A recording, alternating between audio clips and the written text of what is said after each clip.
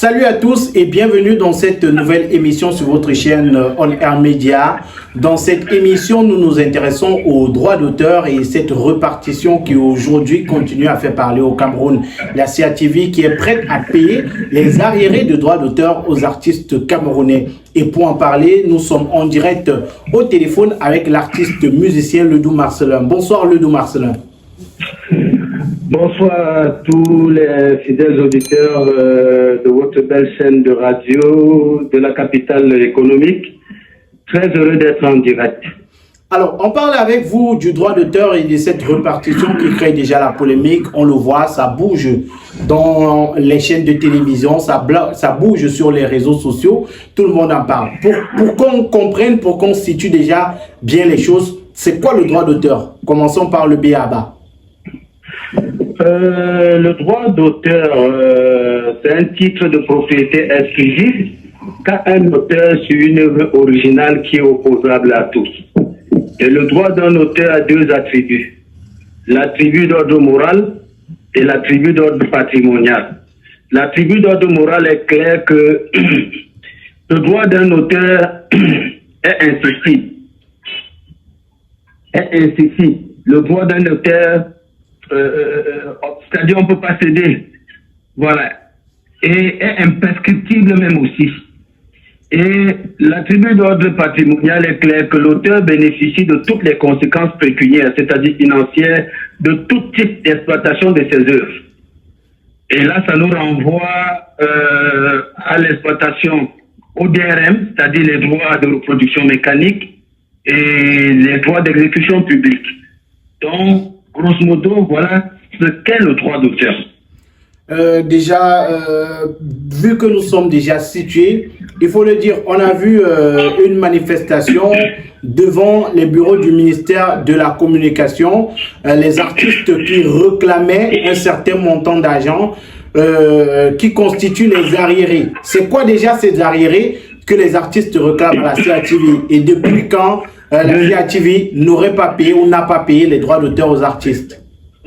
Déjà, pour la gouverne de vos auditeurs, ceux qui étaient au MINCOM, assiéger le MINCOM et faire du trouble à l'ordre public sans autorisation, pour la plupart, c'était des badauds qu'on a ramassés du côté de Kounou, et leur promettant de leur donner 500 000 et venir comme ça envahir le MINCOM. Parce qu'en dehors d'Até Bazor lui-même, qui déjà n'a aucune œuvre connue, de Beko Sadé, de George Dixon, il n'y avait aucune face véritablement connue. C'est vrai, je ne vais pas parler de la maman Marthe Zambo qu'on allait porter dans son lit de maladie et on l'a manipulée en lui disant que le ministre veut la recevoir. Lorsqu'elle arrive, elle trouve que c'est autre chose. Maintenant, de deux, il ne s'agit même pas là du droit d'auteur que ces badauds réclamaient. Mais il s'agit plutôt des arriérés de la redevance du droit d'auteur et des droits voisins 2005-2017. Et un comité de recouvrement avait été mis sur pied, qu'on appelle l'ORSA. Et ce comité de recouvrement avait un protocole d'accord signé par les parties prenantes. Et ce protocole d'accord est clair dans son préambule que seuls les organismes de gestion collective de droits d'auteur et des droits voisins agréés avant décembre 2017 et détenteurs des titres de créance exigés sont habilités à recouvrer les arriérés. Alors, lorsqu'on dit déjà qu'il s'agit des arriérés 2005-2017, c'est pour dégager le fait que la SONACAM n'est nullement concernée.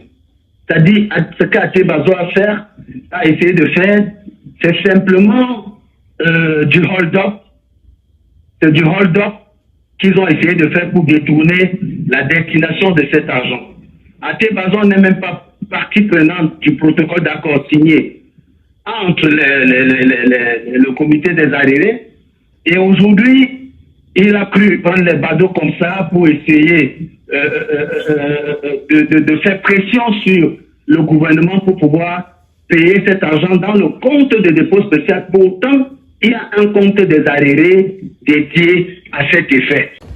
Alors les amis, avant de continuer, marquons un petit arrêt pour parler de la marque de chaussures Intense Wear. Intense Wear, c'est une marque de chaussures hommes, femmes, enfants, pieds nus et babouches pour toutes vos sorties, pour vos événements, pour rester à la maison pour les babouches, mais également pour l'école. N'hésitez surtout pas à commander ces paires de chaussures qui coûtent moins cher et qui sont de très bonne qualité. Vous avez des chaussures avec des tissus camerounais, avec des tissus béninois, avec des tissus maliens, des tissus ivoiriens. Vous avez des coupes personnalisées qui peuvent vous être confectionnées. Intense Wear, c'est la marque de chaussures numéro 1 en ce moment. Vous avez cette paire que j'ai entre les mains. Vous avez cette pieds nus qui sont des modèles différents. Vous avez également juste à côté en image les différents modèles. Ce sont de très belles chaussures, des chaussures faites avec du matériel de qualité, durable. Et ces chaussures sont à petit coût seulement. Le numéro de téléphone s'affiche au bas du petit écran pour tous ceux qui aimeraient avoir leur paire de chaussures ou leur babouche Intense Wear. Vous voyez, cette paire, c'est celle que je porte, raison pour laquelle vous avez un peu de sable sur la semelle. Donc n'hésitez surtout pas à commander dès maintenant vos paires de chaussures Intense Wear via le numéro de téléphone qui est présent au bas de l'écran. Alors, qu'est-ce qui se passe exactement? L'argent des arriérés, le protocole avait été signé.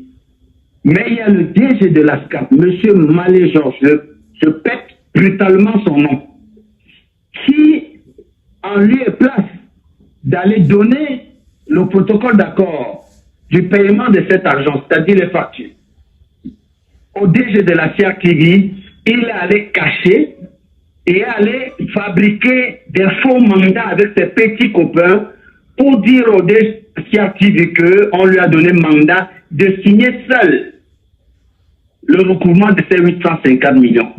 Sauf que les mandats qu'il a donnés au directeur général de la CRTV portaient plutôt sur la décision 0021.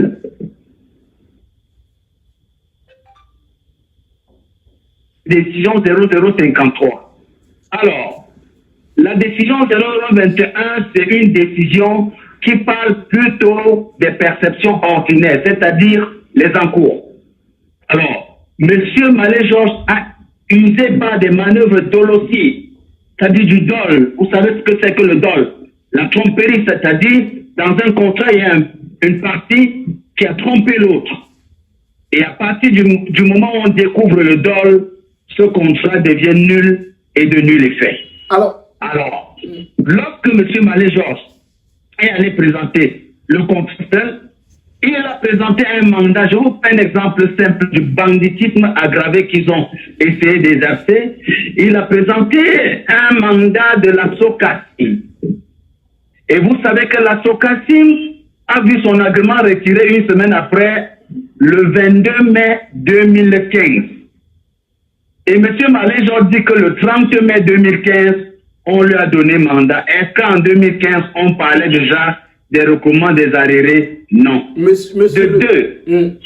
deux, M. Malé Georges dit que la SOCACIM lui a donné mandat de recouvrer les arriérés 2015-2017. Je crois que même pour un enfant du cours élémentaire 1, lorsqu'on parle d'arriérés, on parle d'arrière.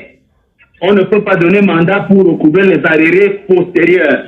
Parce qu'une société qui n'a pas existé en 2015 ne peut pas donner mandat de percevoir les arriérés de 2015, 2016, 2017. Donc c'était du grand banditisme aggravé.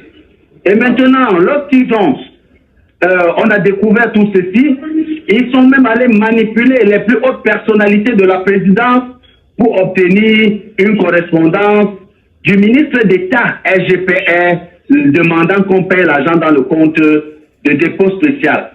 Mais sauf que monsieur, le porte-parole du gouvernement, ministre de la Communication, PCA de la CRTV, parce qu'il faut rappeler aux auditeurs que monsieur, son Excellence René Emmanuel Sadi, agit dans ce dossier en tant que PCA de la CRTV. Et vous savez que la CRTV ne peut pas ordonner un paiement de plus de 500 millions si le PCA n'a pas marqué son accord. Alors, le ministre de la Communication, PCA de la CRTV, s'est trouvé dans l'obligation de saisir personnellement le ministre d'État SGPR, qui a signé la correspondance de bonne foi parce qu'il croyait que c'était pour permettre aux artistes de gagner un peu d'argent, alors qu'un groupuscule d'individus aujourd'hui identifiés ont usé des manœuvres dolossies pour vouloir faire main basse sur cet argent. C'est en ce moment que le MINCOM a saisi le ministre d'État pour lui donner exactement la quintessence de la situation. Et c'est en ce moment que le ministre d'État a compris que quelques petits voyous sont venus essayer d'user des basses manœuvres pour vouloir faire main basse sur l'argent. Maintenant, lorsque le ministre... Monsieur Ledoux Marcella, s'il vous plaît, avant de continuer, on va éviter d'utiliser certaines expressions pour qu'après on ne se retrouve pas à justifier pourquoi on avait dit X ou Y pendant l'émission, s'il vous plaît. Non, moi je vais être clair avec vous. Hein. Lorsque le ministre de la Communication, dans son communiqué que vous avez lu, dit bien que le DG de la CAP a usé des manœuvres dolossives. Lorsque je parle de ça, c'est pas dur, hein? C'est exactement, je parle des faits. Et lorsqu'on use des manières dolossives pour faire main basse sur l'argent des artistes et détourner sa destination, c'est du banditisme. C'est ça qui est clair, vous ne pouvez pas empêcher cela.